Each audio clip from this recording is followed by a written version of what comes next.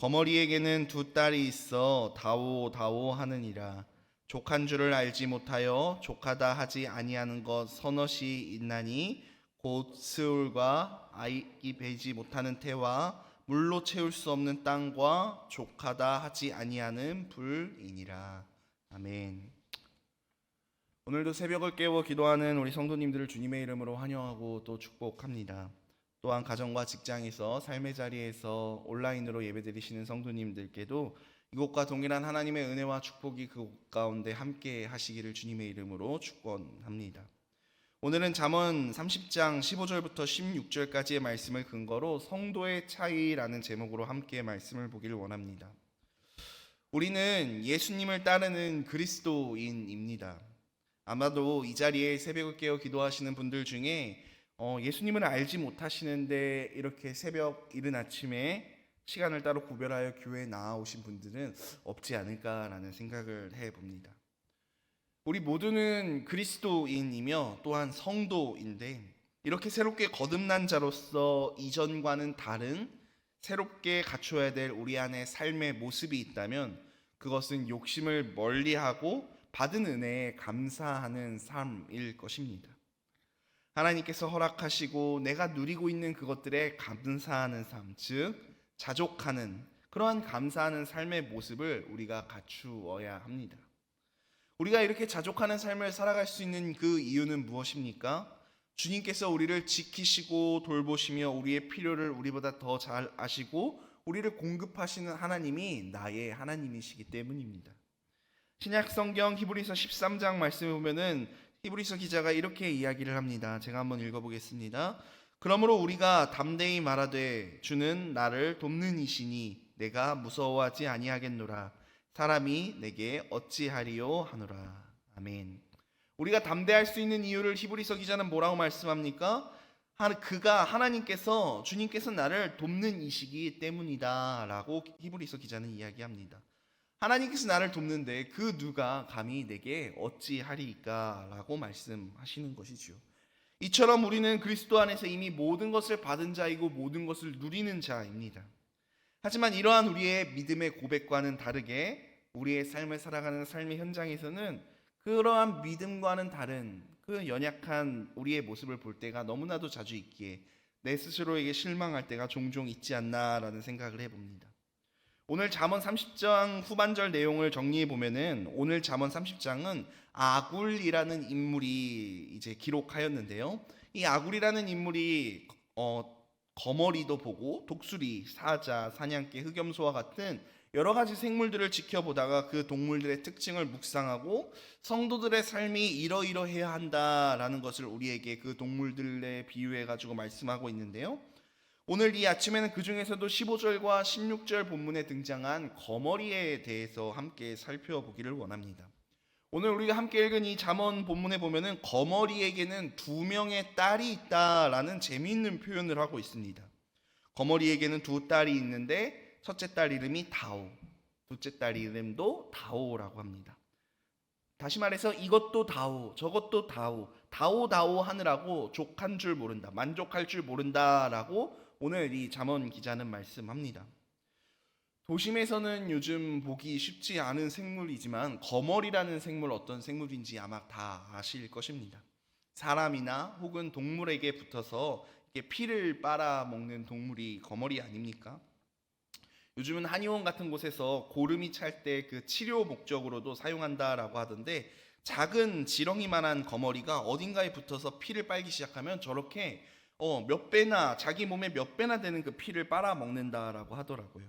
저렇게 거대해질 정도로 멈추지 않고 피를 빨아먹는데 저렇게 만족하지 못하고 끝없는 탐심으로 피를 빨아먹는 그 거머리의 모습을 보고 저자인 아굴은 이것도 줘 저것도 줘 만족을 모르는 사람과 같다라고 오늘 잠언 말씀을 통하여서 우리에게 말씀하고 있는 것입니다. 이 성경 본문을요 메시지 성경 번역본으로 한 번 더 살펴보면 다음과 같습니다. 제가 한번 읽어볼 테니까 화면을 보시고 따라와 주시기 바랍니다. 거머리에게는 쌍둥이 딸이 있으니 그 이름은 조와 더조이다. 세상에는 만족을 모르는 것이 셋 아니 충분합니다 혹은 감사합니다 하고 말하는 법이 없는 것이 넷이 있는데 지옥, 아기 못 낳는 태, 바싹 마른 땅, 산불 이렇게 번역하고 있습니다. 본문은 또 줘, 더 줘 라고 이처럼 줘를 외치며 만족하지 못하는 그 사람의 탐욕스러움을 거머리에 비유해가지고 말씀하고 있는 것이지요. 우리 마음에 있는 탐심이 우리의 삶을 얼마나 피폐하고 고통스럽게 만드는지를 교훈하고 있는 동시에 성도라면 탐심을 품는 것이 아니라 자족하는 마음으로 감사하는 삶을 살아야 한다라는 것을 교훈하고 있는 말씀이 아닌가 싶습니다.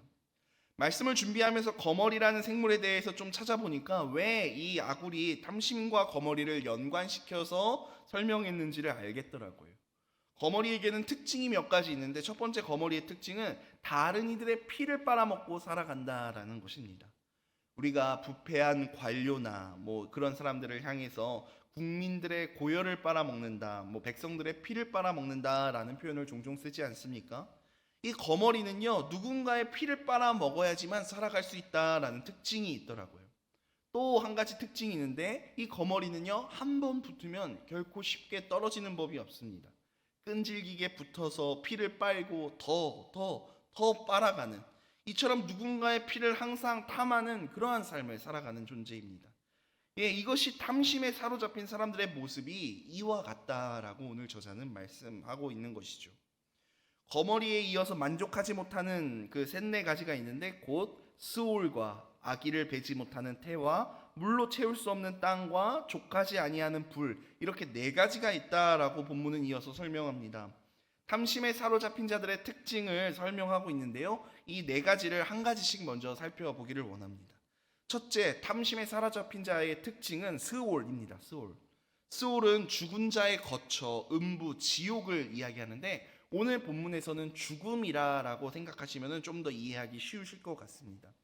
이것은 탐심이 있는 자는 그 안에서 어떠한 생명도 존재하지 않는다라는 것을 저자는 이야기하고 있습니다. 다시 말해 탐심에 사로잡힌 자는 죽은 자입니다. 그 안에는 생명이 없습니다. 그는 하나님과 상관없는 자이고 하나님을 떠나 그리스도의 원수로 행하는 본질상 진노의 자녀인 것입니다. 그 안에는 어떠한 생명이나 희락이나 기쁨 같은 것, 어떠한 선한 것도 가지고 있지 않은 죽은 상태, 그것이 탐심의 특징이다라는 것이죠. 두 번째로 탐심에 사로잡힌 자의 특징은 바로 아이를 베지 못하는 태라고 이야기하고 있습니다. 제가 아이가 없어서 수년간 이 난임 치료를 받았기 때문에 이게 무슨 말인가, 아이를 낳지 못하는 것도 서러운데 탐심에 사로잡힌 자의 특징이라고 기분이 안 좋네 하면서 제가 여러 주석책을 좀 찾아봤는데요, 그런 말이 아니라 탐심에 사로잡힌 자는 사람을 살려내지 못한다라는 그 뜻의 의미더라고요. 다시 말해 탐심이 가득한 사람은 누군가에게 새로운 삶을 허락하지 못하는 자다라고 말씀하고 있는 것입니다. 죽을 위기에 있는 사람에게 살 희망을 갖지 못하게 만드는 것입니다. 그는 도무지 생명을 잉태할 수 없는 무능한 자다라고 이야기할 수 있습니다. 이어서 세 번째, 탐심에 사로잡힌 자의 특징은 물로 채울 수 없는 땅입니다.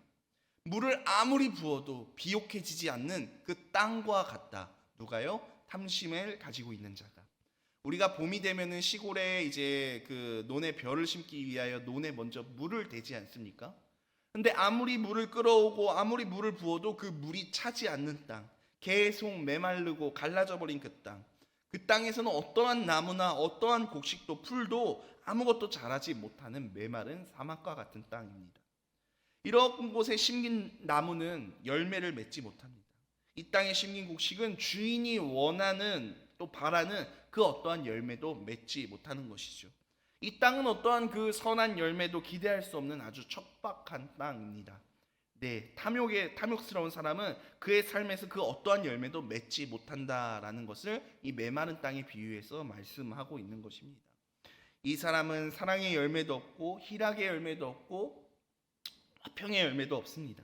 이 사람은 하나님이 원하시는 열매를 맺지 못하는 빈곤한 삶을 살아가는 불쌍한 사람일 뿐입니다. 마지막 네 번째, 탐심에 사로잡힌 자의 특징은 족하지 아니하는 불이다라고 오늘 본문은 말씀합니다. 족하다 하지 아니하는 불. 불의 특징은 모든 것을 태우는 데 있습니다. 자신뿐만 아니라 주변의 모든 것을 불살라 재로 만들어 버립니다. 그리고 그것에 만족하지 못하고 마치 우리 겨울철 산불처럼 계속해서 태울 것을 찾아 움직입니다. 이처럼 탐욕은 나뿐만 아니라 주변의 모든 사람들의 건강과 물질과 시간을 다 불살라서 허무한 것으로 만들어 버리더라라는 말입니다. 자신에게 주어진 그 모든 것을 자신의 욕망을 위해 사용하다가 허무하게 없애버리고 잿더미만 남은 인생을 살아가게 되는 것이죠. 이러한 삶의 모습은 한마디로 말하면 하나님을 떠난 성도의 삶이다라고 정의할 수 있을 것 같습니다. 그들은 하나님의 생명에서 떠나 마귀의 다스림을 받으며 육신의 정욕, 안목의 정욕 같은 그런 탐심을 쫓아 살아가기에 이처럼 허무하고 고통스러운 삶을 살아가게 되는 것이죠. 이것이 얼마나 안타깝고 힘든 인생이겠습니까? 지금까지 탐심에 사로잡힌 자의 특징 4가지를 말씀드렸습니다. 근데요, 이제 성도의 삶의 특징 4가지를 제가 말씀드릴 건데요. 탐심에 사로잡힌 자의 특징과는 정반대로 성도는 부족할지언정 불평하거나 그것 때문에 낙심하는 삶을 살아가지 않습니다. 오히려 성도는 그럼에도 불구하고 주님께서 주신 것들을 떠올리고 감사하며 자족하는 삶을 살아가는 것이죠. 그리고 여기에 그치는 것이 아니라 나누고 베푸는 일까지 합니다. 왜요? 그 안에 그리스도가 계시기 때문입니다. 그렇게 성도에게는 아주 중요한 차이들이 나타납니다. 성도에게는 탐심에 사로잡힌 자의 특징이었던 스올, 그 죽음과는 반대로 생명이 나타납니다. 그의 삶에는 생명이 있습니다. 그 안에는 생명이신 하나님께서 거하시기 때문에 그는 살아있는 자로서 살아가는 것입니다. 하나님과 교제하며 그의 다스림에 순종하는 삶을 살게 되는 것이죠. 또한 성도는 새 생명을 잉태하는 삶을 살아갑니다. 이 사람은 다른 이들을 섬기고 돌보는 일에 애를 씁니다. 주신 것에 감사할 뿐만 아니라 자기가 가지고 있는 것들을 다른 누군가를 위해 나누어 주고 또 그들을 세우기 위해 기꺼이 그것을 사용합니다. 그러니 이들은 죽음 가운데 거하는 이들에게 예수 안에 있는 생명을 전할 뿐만 아니라 죽음을 생각하는, 삶이 어려워 죽음을 생각하는 이들에게 새 희망 또한 전해주는 자입니다. 즉 다시 일어나 살아가게 만드는 자, 그것이 바로 성도라는 것입니다. 또한 성도의 특징, 성도의 인생에는 메마른 땅, 물을 아무리 부어도 갈라져 버리는 그런 땅과 반대로 풍성한 열매가 그 성도의 삶 가운데 맺혀지게 되어 있습니다. 성도는 다시 말해 하나님께서 원하시는 열매를 날마다 맺으며 살아가는 자입니다. 그의 인격에 있어서 먼저 성령의 9가지 열매가 맺혀지고 거룩의 열매가 풍성하게 맺혀집니다. 또한 그것뿐만 아니라 사역의 열매 또한 맺혀집니다. 전도의 열매, 순종의 열매들이 그의 삶 가운데 날마다 풍성하게 더하여진다라는 것이죠. 끝으로 성도는 그 모든 것을 태워버리는 불과 같은 파괴적인 삶을 살아가는 대신에 창조적이고 생산적인 삶을 살아가는 자입니다. 인생을 회복시키고 더 나은 일들을 소망하게 만들고 더 많은 사람들에게 선한 영향력을 끼치며 살아가는 자가 바로 성도의 특징이다라는 것이죠. 창조적이고 생산적인 일들을 계속해서 해나가는 것입니다. 참으로 멋진 일 아닙니까? 이것이 탐심에 매여 있는 자와 다른 성도의 차이라고 말할 수 있을 것입니다. 사랑하는 성도 여러분, 오늘 본문 말씀을 기억할 때 성도가 가져야 될 마땅한 모습은 무엇일까요? 가장 먼저 성도는 자신의 어리석은 그 탐심에 내가 사로잡혀 있지 않은지 내 자신을 점검해야 합니다. 하나님이 주신 것들에 내가 지금 감사하고 있는가? 스스로 점검하셔야 된다라는 말입니다. 우리는 하나님의 그 구원에 감격하여 그것에 기뻐하는 삶을 살아야 합니다. 그 예수님께서 나를 위하여 십자가를 지셨다라는 그 사실을 처음 받아들였을 때 그 기쁨, 그 첫사랑, 그것을 가지고 계십니까? 우리에게 주어진 그 시간에 감사하고 우리에게 맡겨주신 그 건강에 감사하는 삶을 우리는 살아가고 있습니까? 또한 우리에게 주신 가족, 친구, 직장 동료, 그것으로 말미암아 내가 하나님께 감사하고 있나요? 여유롭진 않지만, 풍성하진 않지만 그럼에도 불구하고 당장 먹을 것이 있고 입을 것이 있다라는 사실에 성도라면 마땅히 감사할 수 있어야 한다라는 것이죠. 또한 하나님께서 우리와 함께 하시고 우리의 기도에 날마다 응답하시는 그것에 우리는 감사해야 합니다. 우리는 이처럼 모든 것들에 대하여 감격하고 기뻐하고 찬양하는 삶을 살아가야 하는데 우리의 삶의 모습을 보면은 원망하고 불평하고 초조해하고 염려, 근심하는 그러한 우리의 모습, 그러한 모습들을 멀리하기 위하여 우리는 스스로를 점검하며 살아갈 필요가 있다라는 것이죠. 또 우리는 혹시나 우리가 불평과 불만에 사로잡혀서 늘 줘, 더 달라고 다오 하는 삶을 살고 있지는 않은가 스스로를 점검해야 합니다. 만약 우리의 삶에 하나님에 대한 감사와 찬양이 점점 사라지고 대신 원망과 불평이 늘어가고 있다면 우리는 탐심에 사로잡혀 나아가고 있는 것이 분명합니다. 그리고 우리의 삶이 이처럼 탐심이 깊이 들어와 있다라고 판단이 되면 속히 회개하고 나와 하나님께 은혜를 구하는 삶을 살아야 합니다. 사랑하는 성도 여러분, 우리는 자족하는 마음으로 감사하는 삶을 살아가야 합니다.